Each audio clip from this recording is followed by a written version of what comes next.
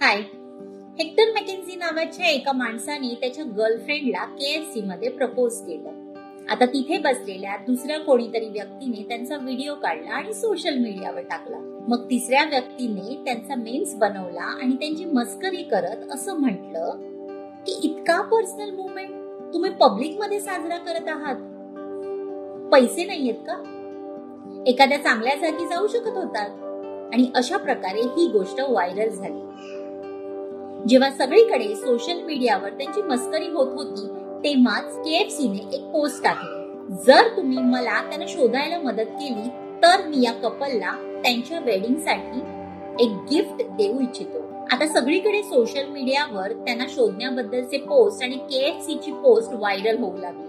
अशातच Coca Cola company म्हणाली मी यांची वेडिंगसाठी सगळी सॉफ्ट ड्रिंक्स फ्री मध्ये देईन. आवडी कंपनी म्हणाली मी यांना त्यांच्या वेडिंगसाठी कार गिफ्ट करतो. मॅकडोनाल्ड म्हणालो मी त्यांना केपटाऊन मध्ये एक VIP वेकेशन गिफ्ट करतो. इथपर्यंत की त्यांच्या वेडिंग रिंग सुद्धा एक डायमंड रिंग होती जी एका कंपनीने स्पॉन्सर केली.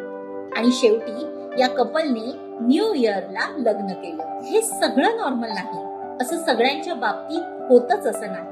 पण लाईफ मध्ये कधी कधी जो आपला सर्वात डिफिकल्ट टाइम असतो ना त्याच डिफिकल्ट टाइम मध्ये आपल्या बेस्ट टाइमची सरप्राइझिंग टाइमची सुरुवात लपलेली असते.